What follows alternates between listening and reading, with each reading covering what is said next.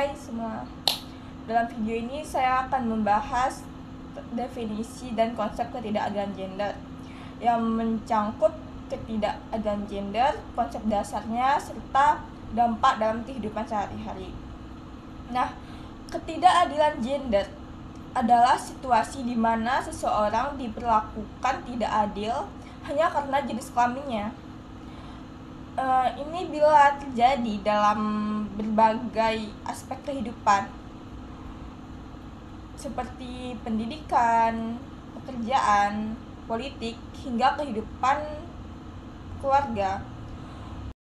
Menurut UNESCO, ketidakadilan gender itu mengacu pada perlakuan yang tidak setara antara laki-laki dan perempuan yang menyebabkan ketimpangan dalam hak, tanggung jawab, dan peluang. Ketidakkeadilan gender terjadi karena adanya konstruksi sosial atau pandangan budaya yang menempatkan seorang laki-laki dan perempuan pada posisi yang tidak setara. Pada beberapa bentuk ketidakadilan gender, di antara yang pertama ada diskriminasi, di mana perempuan itu tidak diberikan kesempatan untuk menjadi seorang pemimpin karena dia dianggap perempuan itu lemah.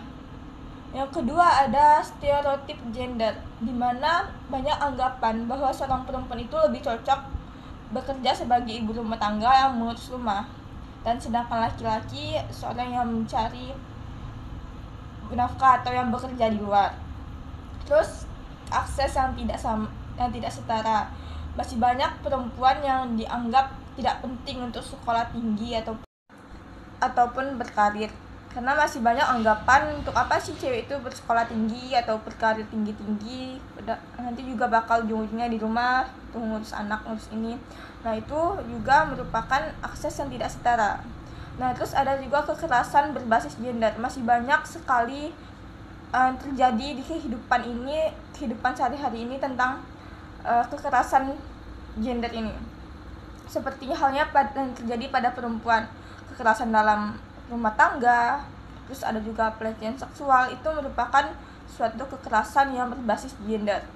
Nah, konsep ini menunjukkan bahwa ketidakadilan gender itu bukan hanya soal biologis, tapi soal bagaimana masyarakat itu memaknai peran laki-laki dan perempuan.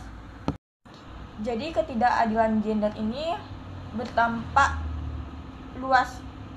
Nah, bukan hanya merugikan perempuan, tetapi juga merugikan laki-laki dan masyarakat secara keseluruhan.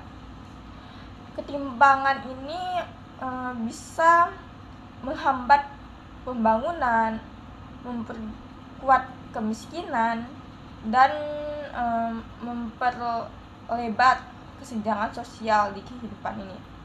Nah, namun banyak kok upaya yang bisa kita lakukan untuk agar orang-orang memahami tentang gender gitu.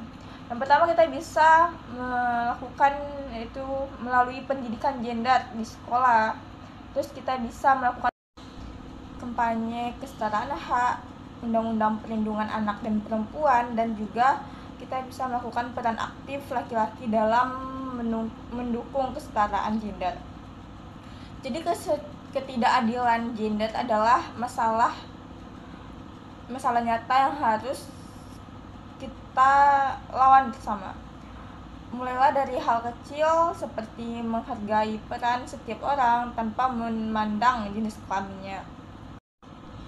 Dari materi yang saya jelaskan ini dapat saya simpulkan bahwa ketidakadilan gender itu adalah perlakuan yang tidak adil berdasarkan jenis kelamin yang muncul akibat stereotip, diskriminasi, dan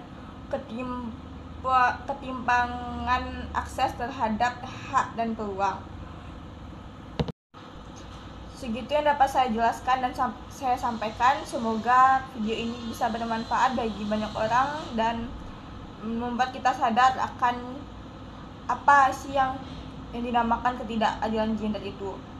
Nah, saya tutupi video saya ini dengan mengucapkan assalamualaikum warahmatullahi wabarakatuh.